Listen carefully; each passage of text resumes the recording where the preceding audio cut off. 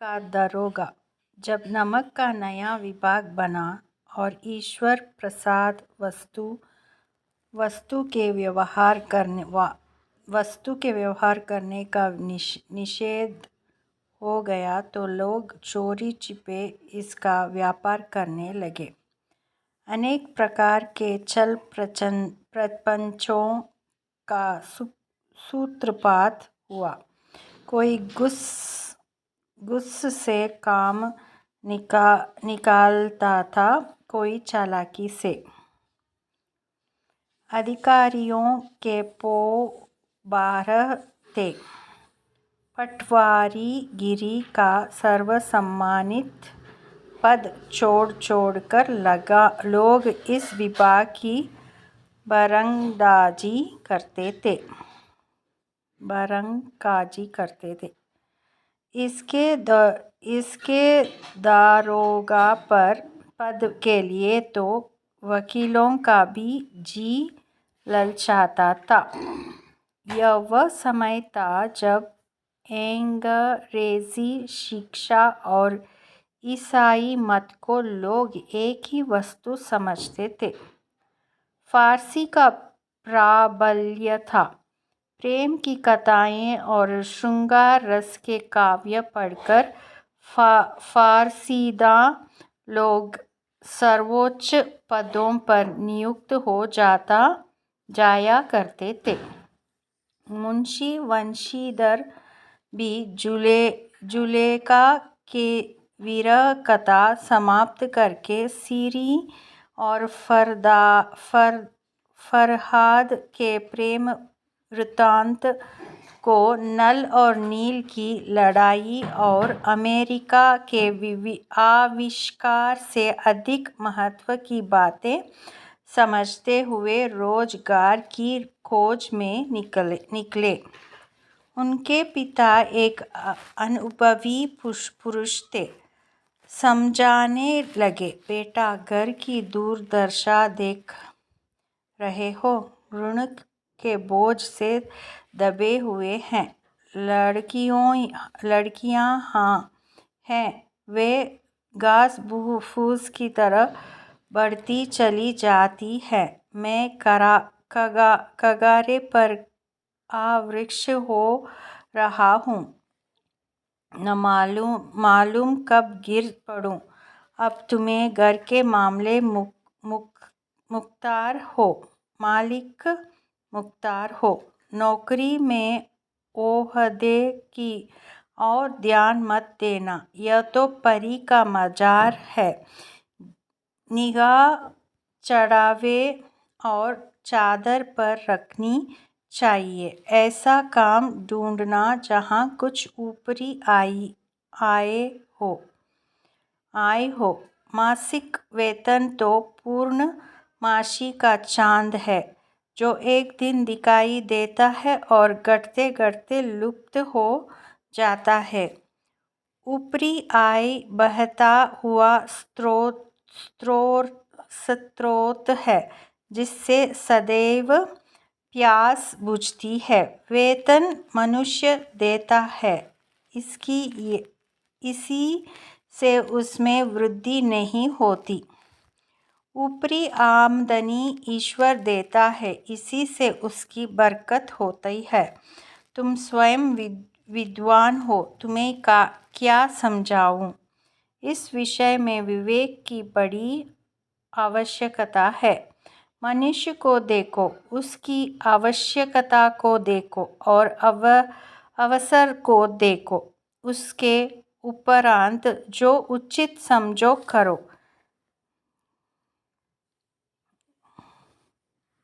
गरज वाले आदमी के साथ कठोरता करने में लाभ ही लाभ है, लेकिन बेगरज को दांव पर पाना जरा कठिन है। इन बातों को निगाह में बांध लो, यह मेरी जन्म भर की कमाई है। इस उपदेश के बाद पिताजी ने आशीर्वाद दिया। वंशीधर आज्ञाकारी पुत्र थे। यह बातें ध्यान से सुनी और तब घर से चल खड़े हुए। इस विस्तृत संसार में उनके लिए धैर्य अपना मित्र, बुद्धि अपनी पथ प्रदर्शक और आत्मावलंबन ही अपना सहायक था।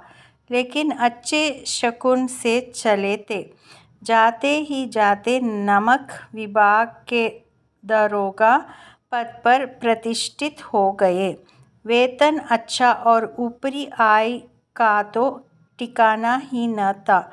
वृद्ध मुंशी जी को सुख संवाद मिला तो फूले न समाये। महाजन कुछ नरम पड़े। कलवार की आशालता लहलहाई। पड़ोसियों के हृदय में शील उठने लगे। जाड़े के दिन थे और रात का समय। नमक के सिपाही चौकीदार नशे में मस्त थे। मुंशी वंशीधर को यहाँ आए अभी 6 महीनों से अधिक न हुए थे। लेकिन इस थोड़े समय में ही उन्होंने अपनी कार्यकुशलता और उत्तम आचार से अफसरों को मोहित कर लिया था। अफसर लोग उन पर बहुत विश्वास करने लगे। नमक के दफ्तर से 1 मील पूर्व की ओर जमुना बहती थी। उस पर नावों का एक पुल बना हुआ था। दरोगाजी किवाड़ बंद किए मीठी नींद सो रहे थे। अचानक आंख खुली तो नदी के प्रवाह की जगह गाड़ियों के गड़गड़ाहट तथा मल्लाहों का कोलाहल सुनाई दिया। उठ बैठे। इतनी रात गए गाड़ियाँ यहाँ नदी के पार जाती हैं। अवश्य कुछ न कुछ गोलमाल है। तर्क ने भ्रम को पुष्ट किया। वर्दी पहनी, चमचा बेज जेब में रखा और बात ही बात में घोड़ा बढ़ाए हुए पुल पर आ पहुँचे। गाड़ियों की एक लंबी कतार पुल के पार जाती देखी। डॉक्टर पूछा, किसकी गाड़ियाँ हैं? थोड़ी देर तक सन्नाटा रहा। आदमियों में कुछ कानाफूसी हुई। तब आगे वाले ने कहा, पंडित अलोपीदीन की। कौन पंडित अलोपीदीन? दातागंज के। मुंशी वंशीधर सोचे। पंडित अलोपीदीन इस इलाके के सबसे प्रतिष्ठित जमींदार थे। लाखों रुपए का लेन देन करते थे। इधर छोटे से बड़े कोई ऐसे थे जो उनकी ऋण न हो। व्यापार भी बड़ा लंबा चौड़ा था। बड़े चलते पुरजे आदमी थे। अंग्रेज अफसर उनके इलाके में शिकार खेलने आते और उनके मेहमान होते।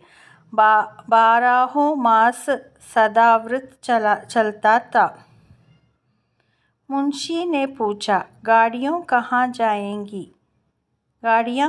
जाएंगी? उत्तर मिला, कानपुर। लेकिन इस प्रश्न पर कि इनमें क्या है, सन्नाटा छा गया। दरोगा साहब का संदेश और भी बढ़ा। कुछ देर तक उत्तर की बाट देखकर वह जोर से बोले, क्या तुम सब गूंगे हो गए हो? हम पूछते हैं, इसमें क्या लदा है? जब इस बार भी कोई उत्तर न मिला तो उन्होंने घोड़े को एक गाड़ी से मिलाकर बोरे को टटोला। भ्रम दूर हो गया। यह नमक के डेले थे। पंडित अलोपीदीन अपने सजीले रथ पर सवार कुछ सोते कुछ जागते चले आते थे। अचानक कई गाड़ी वालों ने घबराए हुए आकर जगाया और बोले, महाराज, दरोगा ने गाड़ियाँ रोक दी हैं और घाट पर खड़े आपको बुलाते हैं। पंडित अलोपीदीन का लक्ष्मी जी पर अखंड विश्वास था। वह कहा करते थे कि संसार का तो कहना ही क्या, स्वर्ग में भी लक्ष्मी का ही राज्य है। उनका यह कहना यथार्थ ही था। न्याय और नीति सब लक्ष्मी के ही खिलौने हैं। इन्हें वह जैसे चाहती है नचाती है। लेटे ही लेटे गर्व से बोले, चलो हम आते हैं। यह कहकर पंडित जी ने बड़ी निश्चिंता से पान के डिब्बे बीड़े लगाकर आए। फिर लिहाफ ओढ़े हुए दरोगा के पास आकर बोले, बाबूजी, आशीर्वाद कहिए, हमसे ऐसा कौन सा अपराध हुआ कि गाड़ियाँ रोक दी गई? हम ब्राह्मणों पर तो आपकी कृपा दृष्टि रहनी चाहिए। वंशीधर रुखाई से बोले, सरकारी हुक्म।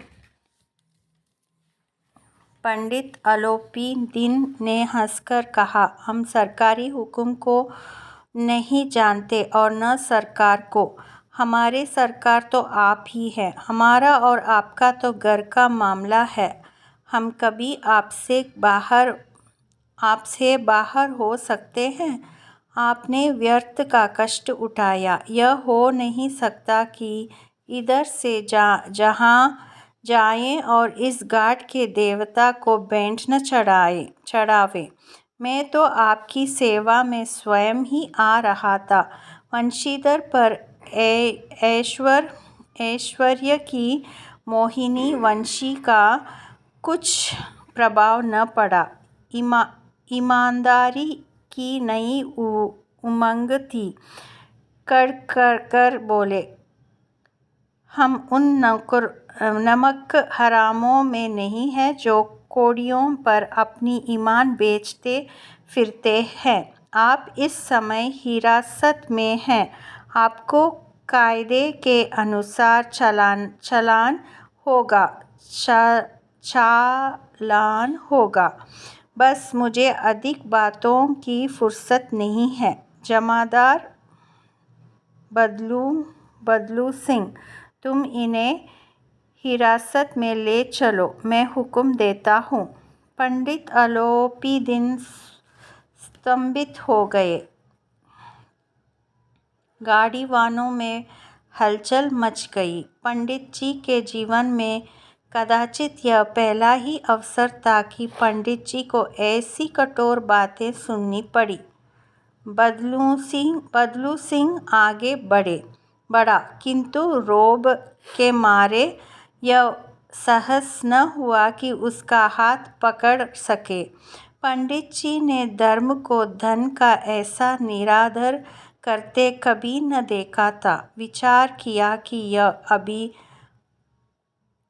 उद्दंड लड़का है, माया मोह के जाल में अभी नहीं पड़ा, अल्हड़ है, झिझकता है। बहुत दीन भाव से बोले, बाबू साहब, ऐसा न कीजिए, हम मिट जाएंगे, इज्जत धूल में मिल जाएगी। हमारा अपना अपमान करने से आपके हाथ क्या आएगा? हम किसी तरह आपसे बाहर तोड़े ही हैं। वंशीधर ने कठोर स्वर में कहा, हम ऐसी बातें नहीं सुनना चाहते। अलोपीदीन ने जिस सहारे का चट्टान समझ रखा था, वह पैरों के नीचे खिसकता हुआ मालूम हुआ। स्वाभिमान और धन ऐश्वर्य की कड़ी चोट लगी, किंतु अभी तक धन की सांख्यिक शक्ति का पूरा भरोसा था। अपने मुख्तार से बोले, लालाजी, 1000 के नोट बाबू साहब की भेंट करो। आप इस समय भूखे सिंह हो रहे हैं। वंशीधर ने गर्म होकर कहा, 1000 नहीं, 1,00,000 भी मुझे सच्चे मार्ग से नहीं हटा सकते। धर्म की इस बुद्धिहीन दृढ़ता और देव दुर्लभ त्याग पर मन बहुत झुंझलाया। अब दोनों शक्तियों में संग्राम होने लगा। धन ने उछल उछल कर आक्रमण करने शुरू किए। 1 से 5, 5 से 10, 10 से 15 और 15 से 20,000 तक नौबत पहुंची, किंतु धर्म अलौकिक वीरता के साथ बहुसंख्यक सेना के सम्मुख अकेला पर्वत की भांति अटल अविचलित खड़ा था। अलोपीदीन निराश होकर बोले, अब इससे अधिक मेरा साहस नहीं। आगे आपको अधिकार है। वंशीधर ने अपने जमादार को ललकारा। बदलू सिंह मन में दरोगा जी को गालियां देता हुआ पंडित अलोपीदीन की ओर बढ़ा। पंडित जी घबराकर 2-3 कदम पीछे हट गए। अत्यंत दीनता से बोले, बाबू साहब, ईश्वर के लिए मुझ पर दया कीजिए। मैं 25,000 पर निपटारा करने का तैयार हूँ। असंभव बात है। 30,000 पर किसी तरह की भी संभव नहीं। क्या 40,000 पर भी नहीं? 40,000 नहीं, 40,00,000 पर भी असंभव है। बदलू सिंह, इस आदमी को हिरासत में ले लो। अब मैं एक शब्द भी नहीं सुनना चाहता। धर्म ने धन को पैरों तले कुचल डाला। अलोपीदीन ने एक दुष्ट पुष्ट मनुष्य को हथकड़ियों लिए हुए अपनी तरफ आते देखा। चारों ओर निराश और कातर दृष्टि से देखने लगे। इसके बाद मूर्छित होकर गिर पड़े। दुनिया सोती थी, पर दुनिया भी जीप जाती थी। सवेरे देखिए तो बालक वृद्ध सबके मुंह में यही बात सुनाई देती थी। जिसे देखिए वही पंडित जी के इस व्यवहार पर टीका टिप्पणी कर रहा था। निंदा की बौछारें हो रही थी, मानो संसार से सब अब पापी का पाप कट गया। पानी को दूध के नाम से बेचने वाला ग्वाल, कल्पित रोजनामचे भरने वाले अधिकारी वर्ग, रेल में बिना टिकट सफर करने वाले बाबू लोग, जाली दस्तावेज बनाने वाले सेठ और साकार, यह सब के सब देवताओं की भांति गर्दनें चला रहे थे। जब दूसरे दिन पंडित अलोपीदीन अभियुक्त होकर कांस्टेबलों के साथ, हाथ में हथकड़ियों, हृदय में ग्लानि और क्षोभ भरे लज्जा से गर्दन झुकाए अदालत की तरफ चले तो सारे शहर में हलचल मच गई। महलों में कदाचित आंखें इतनी व्यग्र न होती होंगी। भीड़ के मारे छत और दीवार में कोई भेद न रहा, किंतु अदालत में पहुंचने की देर थी। पंडित अलोपीदीन इस अगाध वन के सिंह थे। अधिकारी वर्ग उनके भक्त, अमले उनके सेवक, वकील मुख्तार उनके आज्ञापालक और अरदली चपरासी तथा चौकीदार तो उनके बिना मोल के गुलाम थे। उन्हें देखते ही लोग चारों तरफ से दौड़े। सभी लोग विस्मित हो रहे थे, इसलिए नहीं कि अलोपीदिन ने यह कर्म किया, बल्कि इसलिए कि वह कानून से पंजे में कैसे आए। ऐसा मनुष्य जिसके पास असाध्य साधन करने वाला धन और अन्याय वाचालता हो, वह क्यों कानून के पंजे में आए।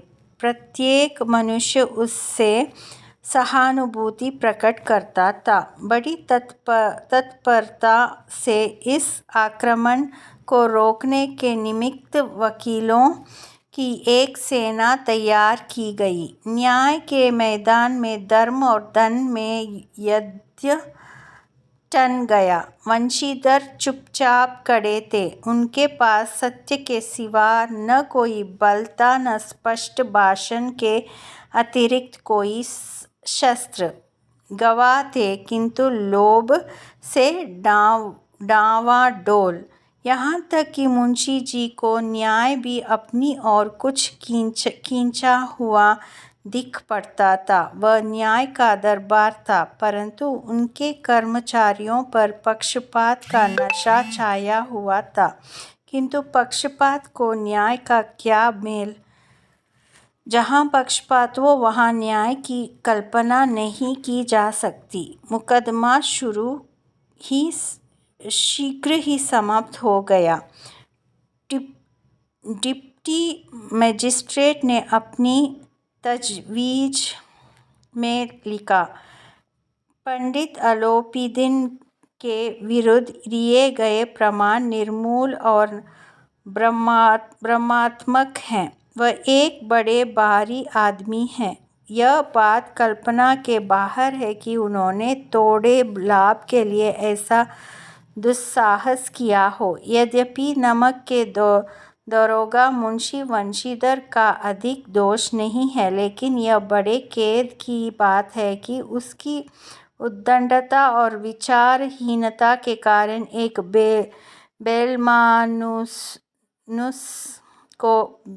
भले मानुस को कष्ट झेलना पड़ा। हम प्रसन्न हैं कि वह अपने काम में सजग और सचेत रहता है, किंतु नमक के मुकदमे की बढ़ी हुई नमक से हलाली ने उसके विवेक और बुद्धि को भ्रष्ट कर दिया। भविष्य में उसे होशियार रहना चाहिए। वकीलों ने यह फैसला सुना और उछल पड़े। पंडित अलोपीदिन मुस्कुराते हुए बाहर निकले। स्वजन बांधवों ने रुपये की लूट की। उदारता का सागर उमड़ पड़ा। उसकी लहरों ने अदालत की नींव तक हिला दी।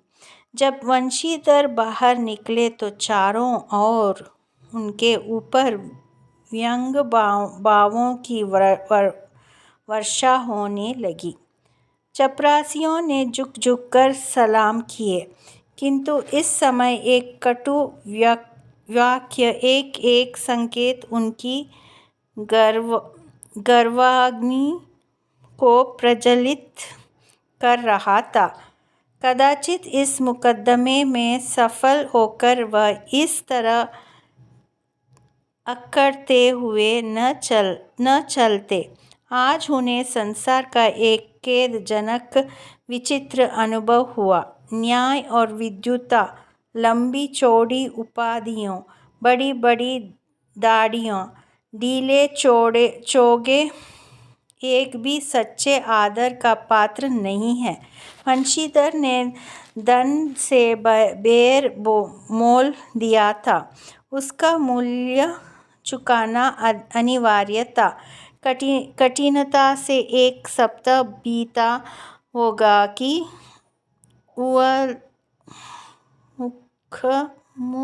मुअत्तली का परवाना आ पहुंचा। कार्य परायणता का दंड मिला। बेचारा भग्न हृदय शोक और खेद से व्यथित घर को चले। बूढ़े मुंशी जी तो पहले ही से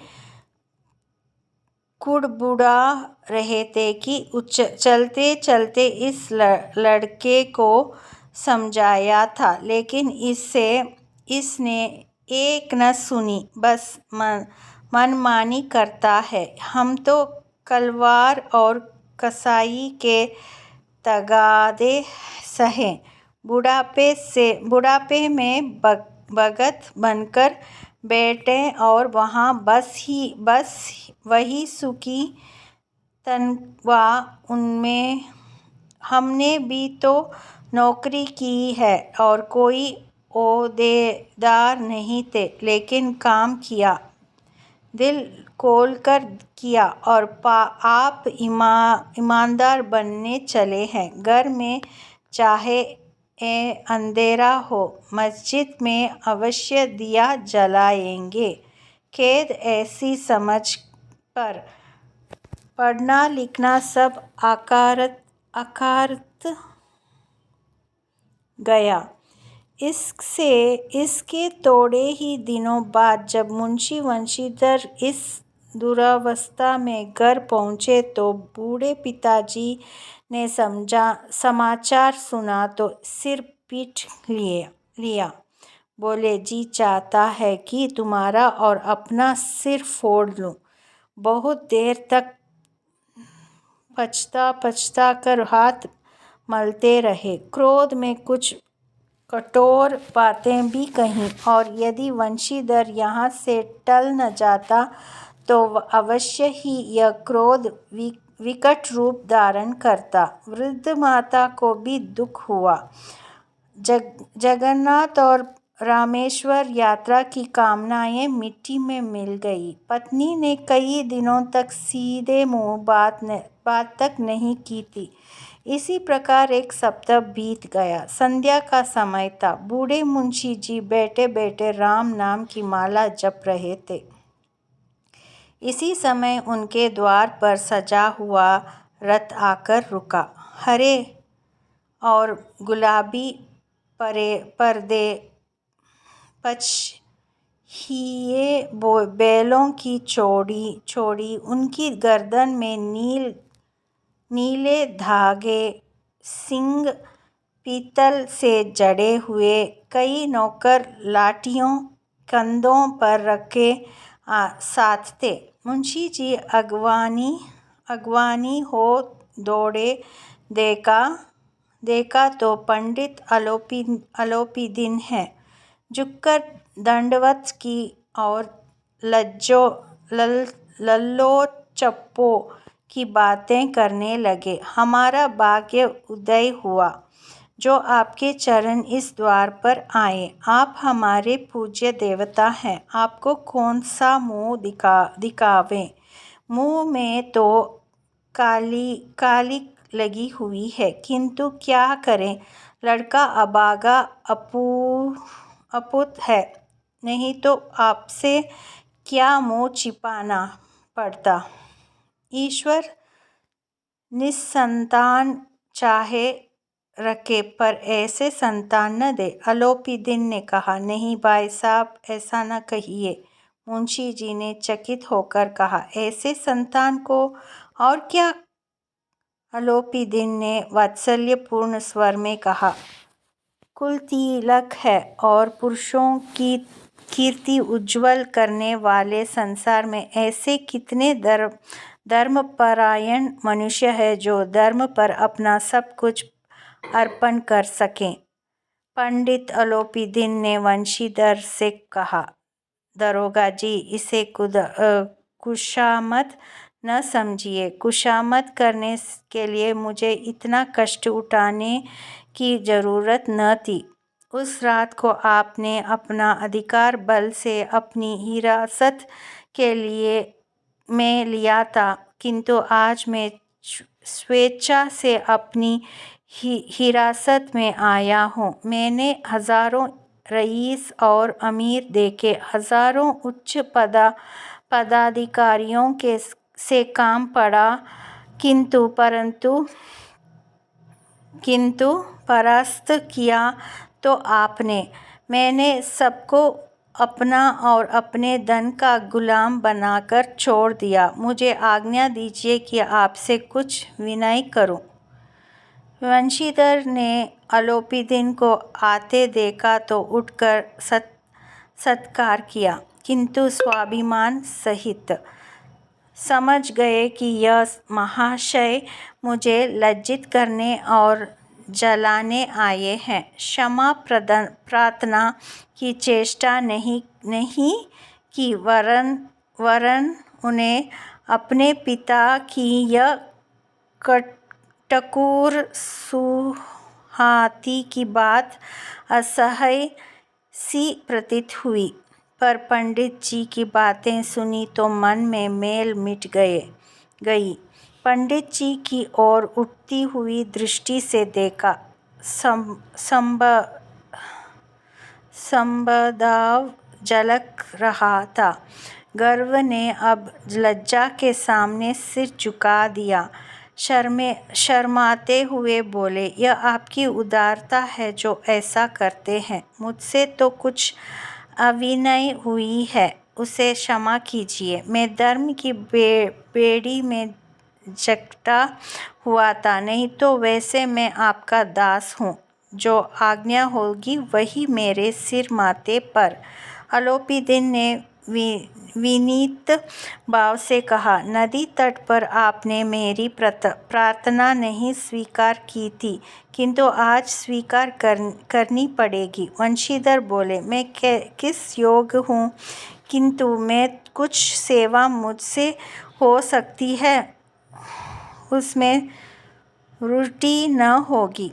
अलोपीदिन ने एक स्टाम्प लगा हुआ पत्र निकाला और उसे वंशीधर के सामने रखकर बोले, इस पद को स्वीकार कीजिए और अपने हस्ताक्षर कर दीजिए। मैं ब्राह्मण हूँ। जब तक यह सवाल पूरा न कीजिएगा, द्वार से न हटूंगा। मुंशी वंशीधर ने उस कागज को पढ़ा तो कृतज्ञता से आंखों में आंसू भर आए। पंडित अलोपीदिन ने उसको अपनी सारी जायदाद का स्थायी मैनेजर नियुक्त किया था। 6,000 वार्षिक वेतन के अतिरिक्त रोजाना खर्च अलग, सवारी के लिए घोड़ा, रहने को बंगला, नौकर चाकर मुफ्त।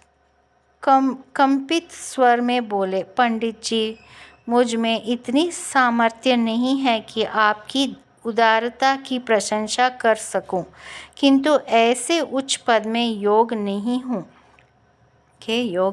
हूँ। अलोपीदिन हंसकर बोले, मुझे इस समय एक अयोग्य मनुष्य की ही जरूरत है। वंशीधर ने गंभीर भाव से कहा, यों मैं आपका दास हूँ। आप जैसे कीर्तिवान सज्जन पुरुष की सेवा करना मेरे लिए सौभाग्य की बात है, किंतु मुझमें न विद्या है, न बुद्धि, न वह स्वभाव जो इस त्रुटियों की पूर्ति कर देता है।